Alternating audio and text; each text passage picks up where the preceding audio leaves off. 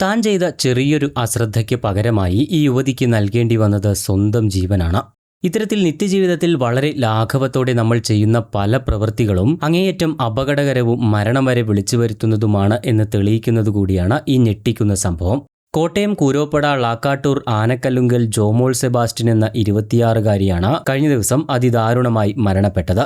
ഇവിടെ ഏറ്റവും സങ്കടപ്പെടുത്തുന്ന ഒരു കാര്യമെന്ന് പറയുന്നത് ജോമോൾ വെറും 1.5 വയസ്സ് മാത്രം പ്രായമുള്ള ഒരു പിഞ്ചു കുഞ്ഞിന്റെ അമ്മ കൂടിയാണ് എന്നതാണ്. അമ്മയുടെ ചൂടും സ്നേഹവും ആവശ്യമുള്ള ഈ പ്രായത്തിൽ തന്നെ ആ കുഞ്ഞിന് അമ്മത്തണൽ നഷ്ടമായിരിക്കുകയാണ്. ഒരു നിമിഷത്തെ അശ്രദ്ധ ഒരു കുടുംബത്തിന്റെ ആകെ സ്വപ്നങ്ങളും സന്തോഷവുമാണ് തല്ലിക്കെടുത്തിയത്. കഴിഞ്ഞ ഏപ്രിൽ 21-നാണ് ഈ അപകടം സംഭവിക്കുന്നത്. പതിവ് പോലെ രാവിലത്തെ ജോലികളെല്ലാം കഴിഞ്ഞ ശേഷം ഏകദേശം 11:30 ജോമോൾ തന്റെ കുഞ്ഞിന്റെ ഡയപ്പർ കത്തിക്കാനായി പുറത്തേക്ക് വന്നത്. ഡയപ്പറുകൾ കൂട്ടിയിട്ട ശേഷം തീ കൊടുക്കുന്നതിനു വേണ്ടി ഒരു പേപ്പർ എടുത്ത് അടുക്കളയിലേക്ക് പോയി കത്തിക്കൊണ്ടിരിക്കുന്ന ഗ്യാസ് അടുപ്പിൽ നിന്നും തീ പകരാനായി ശ്രമിക്കുകയായിരുന്നു. എന്നാൽ ഇതിനിടെ പെട്ടെന്ന് ജോമോൾ ധരിച്ചിരുന്ന നൈറ്റിയിലേക്ക് തീ പടരുകയും പൊടുന്നനെ ശരീരമാകെ തീപിടിക്കുകയുമായിരുന്നു. നിലവിളി കേട്ട് ഓടിയെത്തിയ വീട്ടുകാർ കാണുന്നത് ദേഹമാസകലം തീ ആളിക്കത്തുന്ന ജോമോളെയാണ്. തുടർന്ന് തീ കെടുത്തിയ ശേഷം ഉടൻ തന്നെ ആശുപത്രിയിൽ എത്തിക്കുകയും ചെയ്തിരുന്നു. കോട്ടയം മെഡിക്കൽ കോളേജ് ആശുപത്രിയിൽ തീവ്ര പരിചരണ വിഭാഗത്തിൽ ചികിത്സയിൽ തുടരുന്നതിനിടയിലാണ് കഴിഞ്ഞ ദിവസം ജോമോൾ മരണത്തിന് കീഴടങ്ങുന്നത്. ഇത്തരം അപകടങ്ങൾ ആർക്കും സംഭവിക്കാവുന്ന ഒന്ന് തന്നെയാണ്.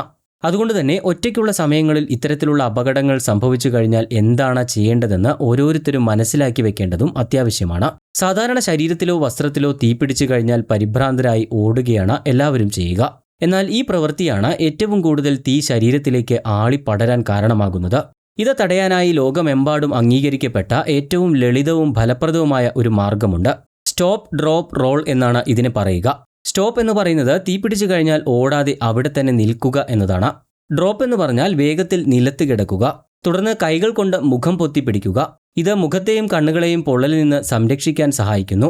ഇനി റോൾ എന്ന് പറയുന്നത് തറയിൽ കിടന്ന് അങ്ങോട്ടും ഇങ്ങോട്ടും നന്നായി ഉരുളുക. ഇങ്ങനെ ചെയ്യുമ്പോൾ വസ്ത്രത്തിനും ശരീരത്തിനും ഇടയിലുള്ള ഓക്സിജൻ വിതരണം തടസ്സപ്പെടുകയും തീ വേഗത്തിൽ അണയുകയും ചെയ്യുന്നു. ഈ പ്രധാനപ്പെട്ട അറിവ് ഓരോ ആളുകളും മനസ്സിൽ സൂക്ഷിച്ചു വെക്കേണ്ട ഒന്നാണ്.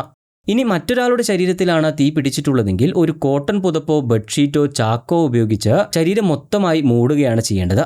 ഇത് ഓക്സിജൻ തടഞ്ഞ് തീ അണയ്ക്കാനായി സഹായിക്കുന്നു. ഇനി മറ്റൊരു കാര്യമെന്ന് പറയുന്നത് അടുക്കളയിൽ ജോലി ചെയ്യുന്ന ആളുകൾ പരമാവധി കോട്ടൺ വസ്ത്രങ്ങൾ മാത്രം ഉപയോഗിക്കാനായി ശ്രദ്ധിക്കുക എന്നതാണ്. കാരണം സിന്തറ്റിക് പോലുള്ള തുണികൾ ഉപയോഗിക്കുമ്പോൾ തീ പിടിക്കുന്നതോടുകൂടി അത് ശരീരത്തിൽ ഒട്ടിപ്പിടിക്കാനുള്ള സാധ്യത വളരെ കൂടുതലാണ്. ഇനി ചെറിയ രീതിയിലുള്ള പൊള്ളലാണ് ഏറ്റിട്ടുള്ളതെങ്കിൽ 10 അല്ലെങ്കിൽ 20 മിനിറ്റ് നേരം സാധാരണ തണുപ്പുള്ള വെള്ളം ഒഴിച്ചുകൊണ്ടേയിരിക്കണം. ഇത് ആഴത്തിലുള്ള പൊള്ളൽ തടയാനായി സഹായിക്കുന്നു. അതിൽ കൂടുതൽ പൊള്ളലേറ്റിട്ടുണ്ടെങ്കിൽ എത്രയും പെട്ടെന്ന് വൈദ്യസഹായം തേടുകയാണ് വേണ്ടത്.